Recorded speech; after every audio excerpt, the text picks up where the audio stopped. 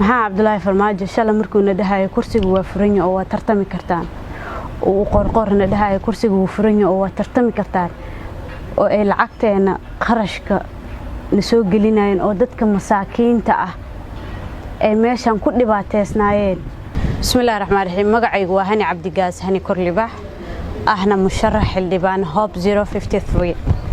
والله horta maanta waxa dhacay waa wax aad looga xishoodo waa Farmaajo gabdho in adeeradiis ah in uu u kala eexdo oo uu kuraasta u kala saddex ree Cabdillah ala magan ahna uu xareysto oo labo intuu lacag siiyo uu dhaho isku tanaasula saddexdeena ree warfaadalalna banaanka nala ku rafaadiyo oo hin aan meelaha la joogno wallahi waa wax aad looga xumaado. Anigu shalay waan yaabanaa markay Xasan Cali Khayri Cabdiraxmaan Cabshakuur iimaha salaad ee Farmaajo ku banaan baxayeen ka soo horjeedeen dadka asaga meel xun geysto isaga fogeysto waa mid annaga maanta na haysato war annaga shalay waxaan ka cabsanayna oo ka jaakireena dad eheladeena nin ehelkeena inta u soo qaadin inaan ka hor imaano oo villadaas ha ku jiro ee nooga badneed maanta si asaga intuu u bareeray oo marada iskaga dhigay inuu gorgorada gabdha walaalihiis ah oo tuna xigsado tuna banaanka uu dhigo xagee lagu arkay madaxweyne dhan oo kursi intuu shalay yiri waad u tartami kartaan maanta dhahayo hiblaaye u xiran tahay kursigaas ee naagaha jaqjaqdooda hal iga saaro oo uu gatay gudiga khilaafaadka oo uu gatay gudigii doorashooyinka oo uu madaxweynihii heer gobol uu isaga gatay xagee lagu arkay gabdho masaakiina in doorashadooda laga celiyo lagu hor jijiido aniga maanta khudbadii aan ka soo jeedinay xitaa kaamirooyinka laga dansaday oo aan la duubin oo hoolka aan dhex taagan darbo banaanka la iiga soo saaray oo hadli karin oo la iigu daray waliba hanjabaad in la xiraayo aniga halkan waxaan ka codsanayaa oo ka cadeynayaa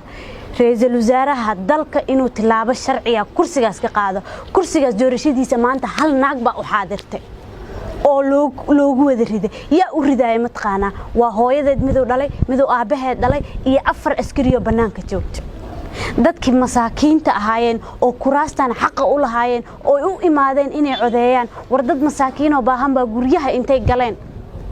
oo guryahooda wixigaale ay soo baxsadeen bay guryo aysan awoodin xataa kireysteen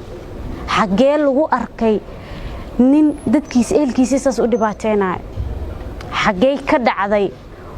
madaxweyne dhan oo gabdhihiisi kala heelinayo oo u kala eexanayo Farmaajo anigu shalay nin qaran baa u maleynaysa maanta inuu nin qabiil yahay baa igu walaayo bilaayo tallaahi on arkaa wallahi shalay raggi baan la yaabayo dhahayeen Farmaajo ilaa waa wuxuu gashto annaga dhibku nagu sameeyo iyagana ku sameeyay qofka ilaa dantaa qasbayse maanta hadduu nin kaleeto oo cid kale oo meesha istaagnaan lahaa gobonimo iyo sharaf buu ka doorbidi lahaa war gudoomiyihii gobolka haysataan xildhibaankii galmudug haysataan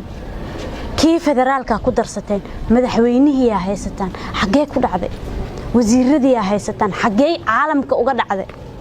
in saddex gabdhoodna uu xareysto oo isku meel ugu yeerto saddexna uu banaanka ku jujuubo